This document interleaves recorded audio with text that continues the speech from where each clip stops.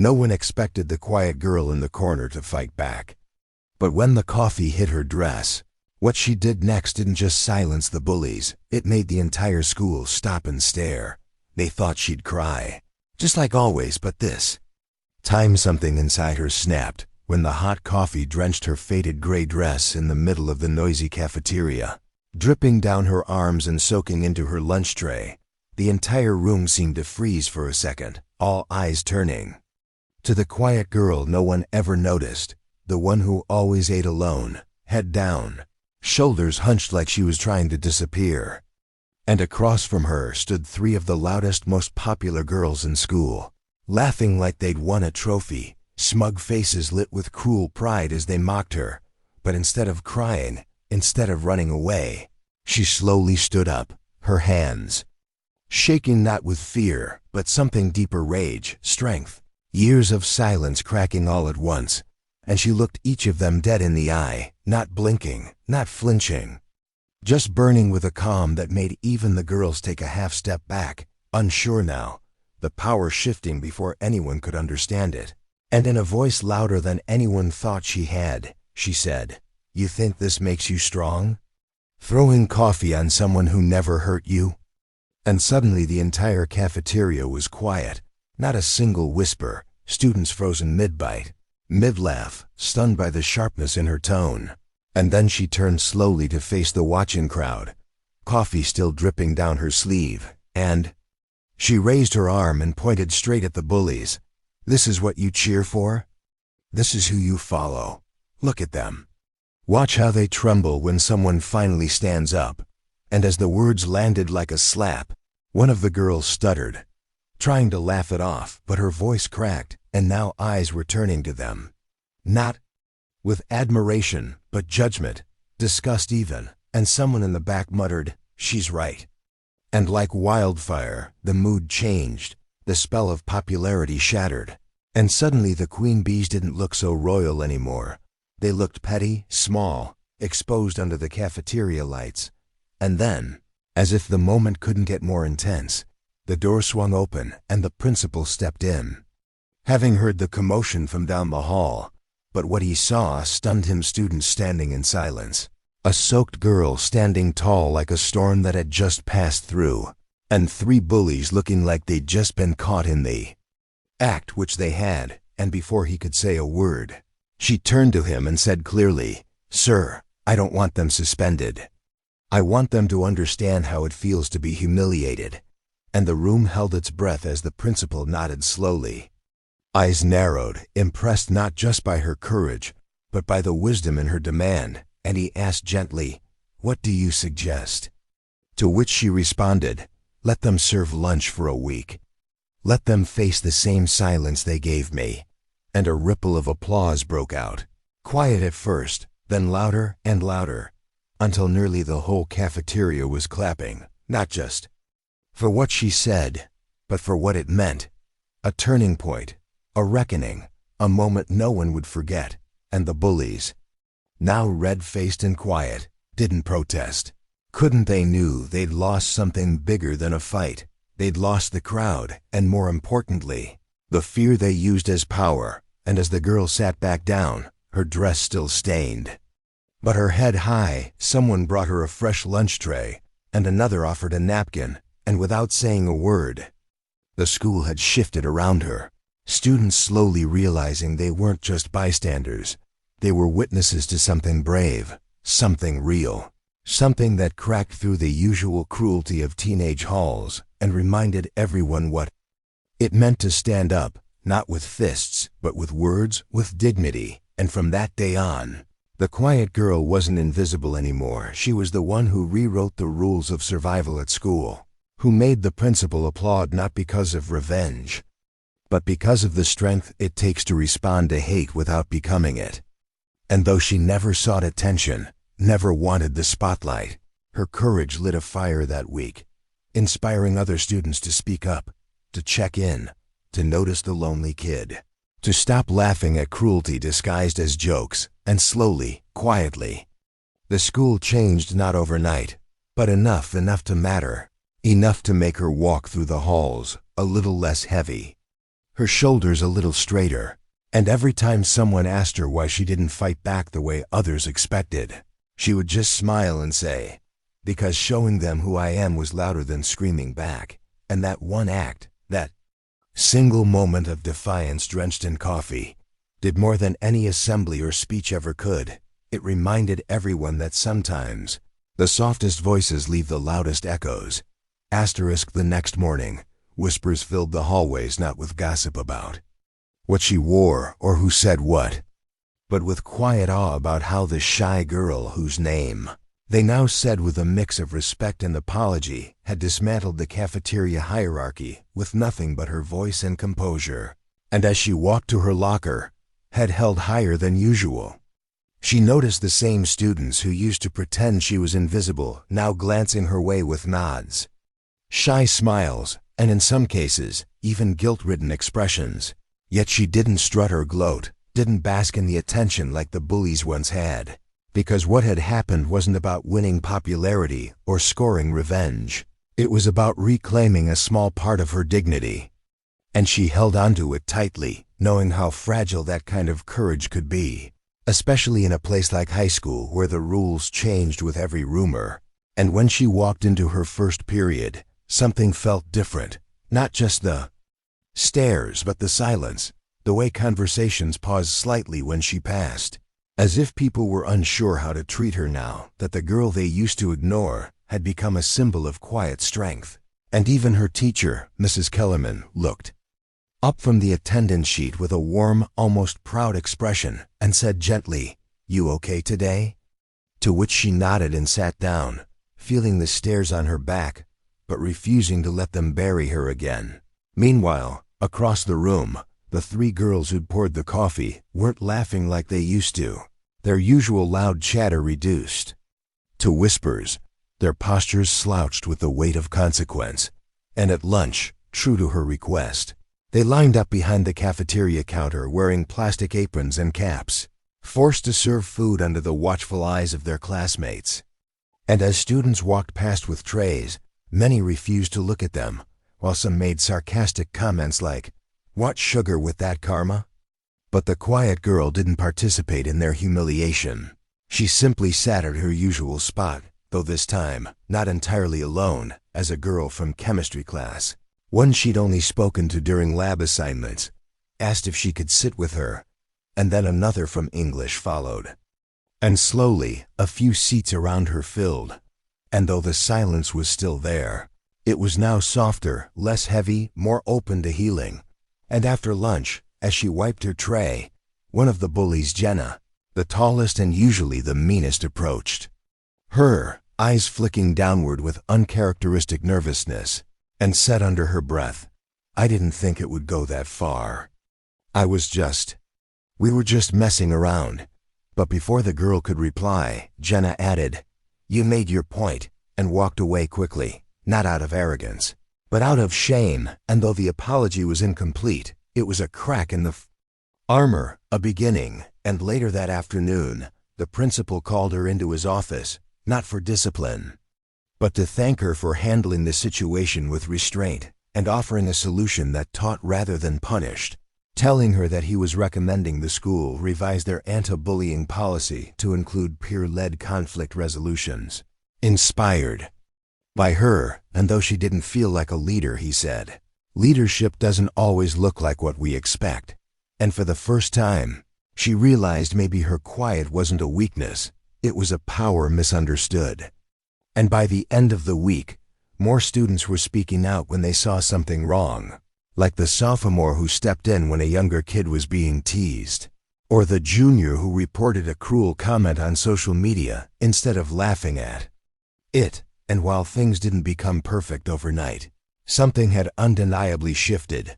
The fear that kept everyone in line had been fractured, replaced with a cautious hope that maybe, just maybe, people could change. And the quiet girl, once the target of whispers and spilled drinks, now walked through the halls not as a victim or a hero, but as someone finally seen, finally heard.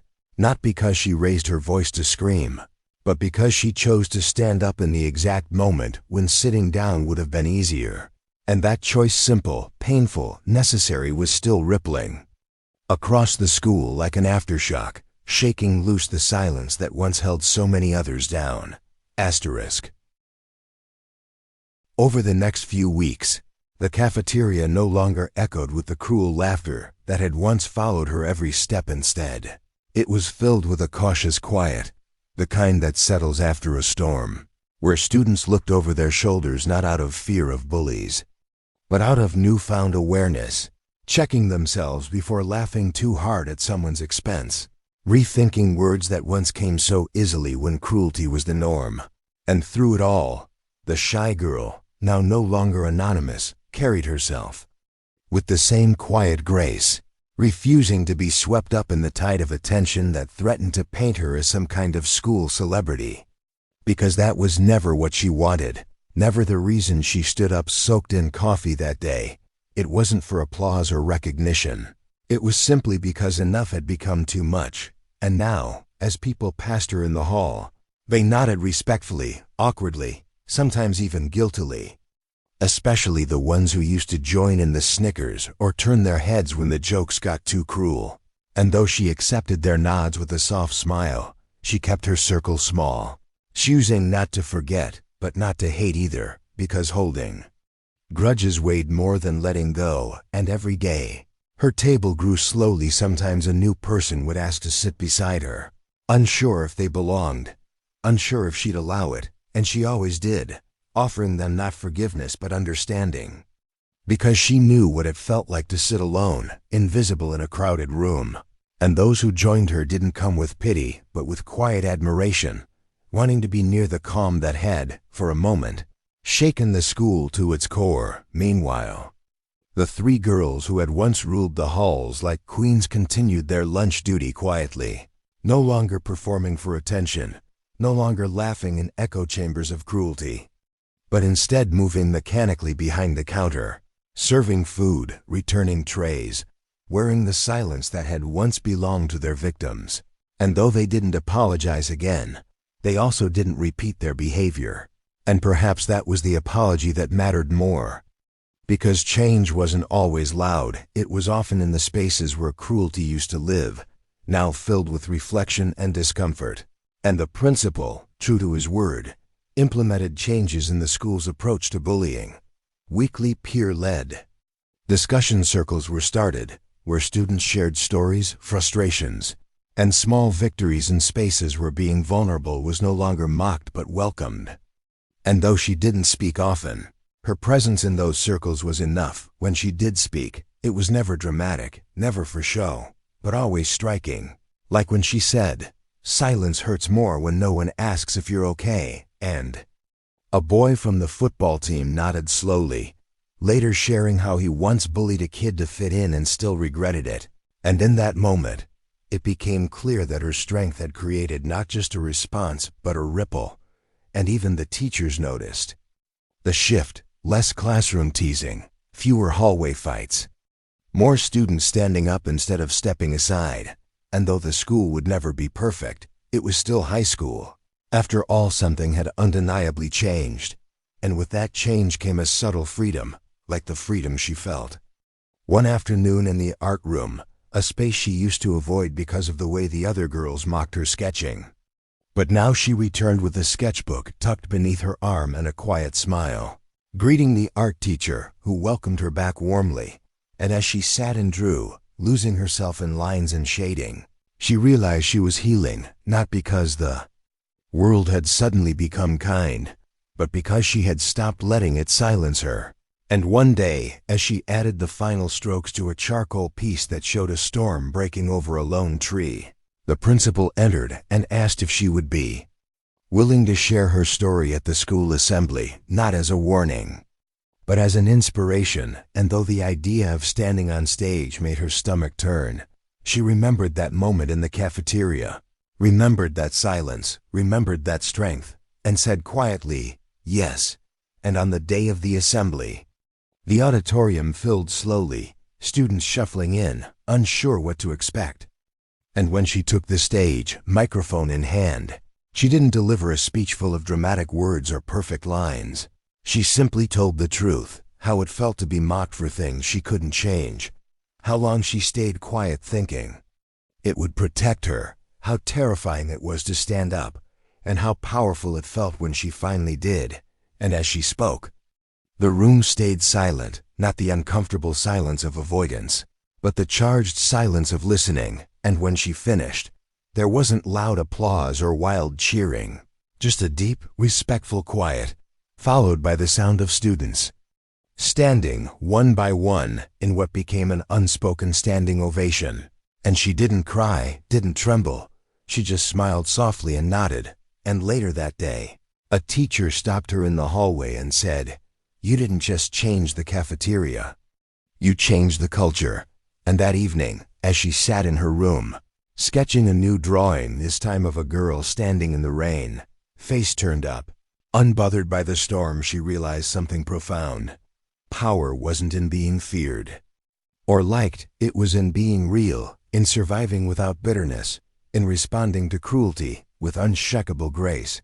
And from that day forward, whether or not her name ever made it into school announcements or yearbooks, she had already left her mark on every hallway, every classroom, every whispered conversation, not as the quiet girl who got coffee thrown on her, but as the girl who made silence powerful and taught everyone that courage doesn't shout, it endures. Months passed, and though the school slowly settled back into its familiar rhythms of exams, lunch tables, hallway chatter, and group projects, something had permanently shifted in its atmosphere, not in dramatic, visible ways, but in subtle, lasting ones, like the way students now pause before mocking someone, or how teachers took extra time to check in on quieter kids, or how the new anti-bullying initiative named Stand Up Quietly became more than a policy and grew into a mindset, all seeded by the one act of defiance from a girl who no longer had to sit alone. And she, despite her rising visibility, never sought the spotlight or changed who she was. She still wore the same soft sweaters, still doodled on the corners of notebooks, still walked the halls with quiet steps and observant eyes. But now, those around her saw her not as a ghost, but as someone whose presence held weight, enduring. One particular spring morning, as students gathered in the gymnasium for the end-of-year awards assembly, something unexpected happened. The principal, standing at the podium with a knowing smile, paused after the usual honors and recognitions, cleared his throat, and said, "This final award isn't listed on any academic sheet or sports record. It's for courage." And then, as murmurs spread and curious glances darted around the gym, he said her name, and slowly, stunned, she rose to her feet, heart pounding in her chest, legs trembling beneath her jeans. And as she walked down the aisle, the entire student body rose with her, not cheering loudly, but standing in shared respect. And when she reached the stage, he handed her a small plaque, engraved with a single phrase, "For changing the silence." And though she didn't give a speech this time, her tear-filled eyes and soft smile said everything. And afterward, as the crowd slowly dispersed, several students, some she'd barely spoken to, came up to thank her, to share stories about how her strength gave them the courage to stand up for themselves or check in on someone they'd once ignored. And in that moment, she realized that while pain can ripple, so can healing. And just before summer break began, she sat alone in the same cafeteria where it all began, only this time by choice. Not because no one would sit with her, but because she wanted to reflect, to remember how far she'd come from that moment of hot coffee and cruel laughter. And as she sat, one of the former bullies, Madison, approached quietly, no longer with arrogance, but with a folded note and a hesitant look. And without a word, she handed it over and walked away. And when the girl opened it, the words were simple but sincere. "You didn't just change the way others saw you, you changed the way I saw myself." And she folded the note slowly, tucking it into her sketchbook without resentment, just acceptance, because forgiveness, she had learned, wasn't about letting someone off the hook, it was about freeing yourself from the chains of what they did to you.